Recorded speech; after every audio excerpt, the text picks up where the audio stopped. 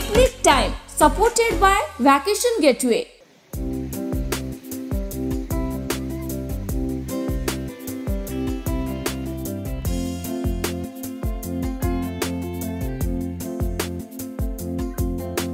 प्रकृतिर शांत शीतल सबुजिमा भरा उपहार ओडिशार भूस्वर्ग कंधमाल जिलार दारिंगबाड़ी प्रकृति भितरे हजिबार ए नियारा अनुभव आनी देउथिबा दारिंगबाड़ी रे शीत जेते बढ़े पर्यटकंक भिड़ सेते जमे।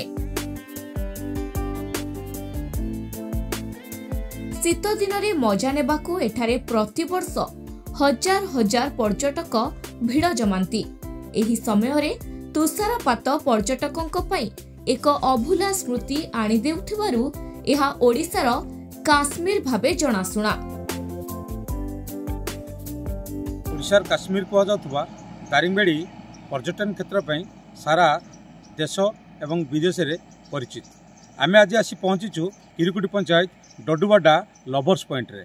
आसंतु बुली जिबा लवर्स पॉइंट देखिबा सेटिकार जो रही सौंदर्य एवं जो जल फुआरा रही ताकू आमे देखिबा एवं किभली सेठाकू पर्यटक आसंती एवं बनभोजीर मजा नियंती। आसंतु पचारि बुझिबा। भुवनेश्वर आसथिलु फर्स्ट टाइम आसचु दारिंगबाड़ी बहुत भल लगुची जगहटा।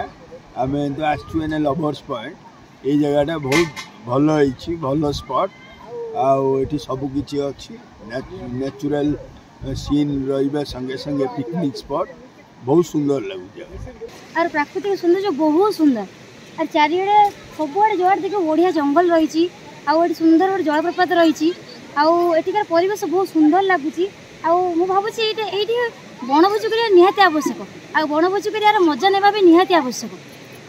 मु तो बहुत एक्साइटेड अच्छी माने देखापी एक्चुअली ये मोर फास्ट टाइम आउ समस्त कहबी ये आसतु आ बनभोजी करूँ आउ एंजॉय करूँ आउ ए दृश्य को सुंदर नेचर को उपभोग करूँ। बहुत शांत लगुच मन को बहुत शांत लगुच परिवेश भल लगुच नेचुराल जिनस कंचा हलदी मांडिया सब प्रकार मंजी सब नहीं आम कि नेचुराल जिनस व्यवहार कर पक्षी बगीचा बुलू सब भाव बहुत खुशी लगुच। सब बड़े तो आम घर रोचु जेहतु आम घर भुवनेश्वर तो ये नेचर आम के फिल करूँ आउ माने एत दिन पर आम आसु दारिंगबाड़ी विथ माय कजन समस्ते मिसिक आसु निश्चित भाव बहुत खुशी लगुच। पाठ पढ़ा सब रही टेंशन हो जाए माइंड तो ये आसले फ्री हो जहाँद्वारा कि आप माइंड फ्री है आहरी भलसे पाठ पढ़ी पारे। आउ ये गोटे बहुत जिन यूनिक देखा मिले रेनबो वाटरफॉल जोटा कि सूर्य किरण पड़ा द्वारा गोटे वाटरफॉल प्रकार रेनबो सृष्टि हो जोटा कि मतलब बहुत यूनिक लगे। आउ मुझे लाइफ रे एम्बो पक्षी देखी ना जोटा ये आसिक देखी। एठारे एकाधिक पर्यटन क्षेत्र रहिथिबा बेले सेथिरु बनभोजी करी मजा नेबा सह सौंदर्यर अपरूप देखिबाकू पर्यटकंक भिड़ जमी थाए डडुबाड़ा लवर्स पॉइंट रे। प्रकृति को भल पाउथिबा एही स्थानटी दुई पाखरे पहाड़ सह विस्तीर्ण पत्थरर पड़िया रहिछि। सेही पड़िया दे बही जाइछि टीकापाटी नदी। पत्थरर विभिन्न खंड विखंडित पत्थर उपर दे जल बहुथिबा बेले सृष्टि होइछि एकाधिक जलप्रपात।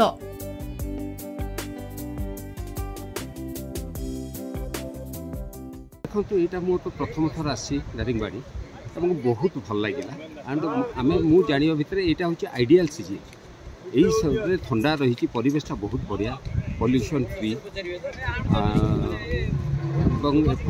एठिकार खाइबा पीवा चलनीय लोक मानकर माने भद्रामिता बहुत भल आम यथेष्ट खुशी। एसी दरकार नहीं आमर से रही बहुत हेल्थ प्रोब्लेम बाहर किंतु एठी रहिले मते लागुची से सब चली जीवो हेल्थ प्रोब्लेम सब चली जीवो। जलवायु बहुत भल अच्छी आउ एठी एनवायरनमेंट भी बहुत सुंदर अच्छी तेणु आमको बहुत भल लगिला कि भल हो। नेचुरल रिसोर्सेस ओडिशार एते बेसी अच्छी जे हमको बाहर को जीवा दरकार नहीं ये बहुत सुंदर रही।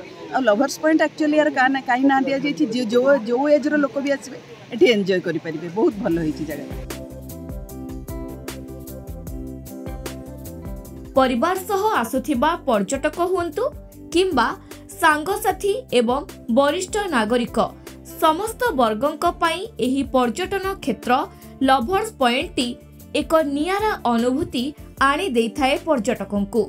बनभोजी करबा सह विभिन्न प्रकार खेलकूद क्रियाकलाप पई मध्य स्थानटी उपयुक्त क्षेत्र भाबे रहिछि। एठा को आसीबे केमिति जदि आम देखा आपन को सीधा सड़क कैमेरा पर्सन कह रोड ये हूँ फुलवाणी देकी आपंकर जदि गजपति आपंकर दशपल्ला देकी नयगढ़ देकी जब आसबे ये हूँ फुलवाणी रोड एवं जदि आम अपर पक्षर जदि देखा दारिंगबाड़ी देकी आसबे भुवनेश्वर रु दारिंगबाड़ी 260 किलोमीटर एवं यही स्थान को आसवाई दारिंगबाड़ी आपन को 20 किलोमीटर पड़ो एवं एठार मात्र 800 मीटर रही डडुबाटा 59 नंबर जातीय राजपथ ठारू मात्र 800 मीटर दूर रही डडुबाटा। केमिति जिबे आपण माने भुवनेश्वर दारिंगबाड़ी दूरता प्राय 260 किलोमीटर, ब्रह्मपुर 120 किलोमीटर और फुलवाणी एहार दूरता रही 110 किलोमीटर। दारिंगबाड़ी को सीधा सड़क जिबा आसिबा लगी बस रो सुविधा मध्य रही।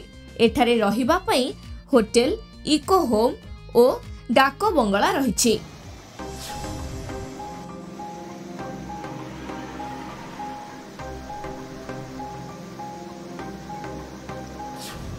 डडुबाटा जो जलप्रपात रही जलप्रपात बनभोजी करवा एवं आपन देखुथिबे चारिआडे पत्थर आच्छादित हो रही बनभोजी गोटे उद्दिष्ट स्थान जोटि कि पर्यटक माने बनभोजी करवा एवं परिवार सहित आसवा सरकारी बेसरकारी कार्य जो मैंने आसती एठी बनभोजी करती तो ये जो बनभोजी करने ये स्थान दीर्घ 25-30 वर्ष है यही जगार बनभोजी होची पर्यटक मानकर प्रथम आकृष्ट रोची बनभोजी डडुबाटा लभर्स पॉइंट एठा को जे केवल लभर्स माने आसती ना युवपीढ़ी नुह समस्त वर्ग को यही स्थानटी सुटेबल होती जमी देखा वरिष्ठ नागरिक कथा कहतु बा जेकोसी लोक एठा को आसवाई पसंद करते विशेषकर यही जगार जो सौंदर्य रही परिवेश एत सुंदर रही शांत परिवेश रही जहाँकि पर्यटक माने घंटा घंटा धरी ये समय बीते था एवं आपण प्रतिक्रिया अनेक पर्यटक शुणुते जे जोटे कि प्रदूषण मुक्त अंचल रही अति सुंदर स्थान रही बनभोजी करने परिवार यही स्थान को आसवा अति सुंदर स्थान जेहेतु परिवार सहित समय बीतेवा लोक मैंने कहते तो निहत भाव यही स्थान को पर्यटक माने आसवाई लोक भी पर्यटक मैंने अन्य भी निवेदन कर कन्धमाल जिला दारिंगबाड़ी अंचल अरुण संघ रिपोर्ट धरती लाइव आपनको रिफ्रेश करबा पाई एक्सएचएम वैकेशन गेटवे आनी सुवर्ण सुजोग काश्मीर एवं शिमला भली सुंदर और मनोलोभा जगह को जाई भरपूर एंजॉय करबा सह सब प्रकार सुविधा नहीं आसी एक्सएचएम वैकेशन गेटवे।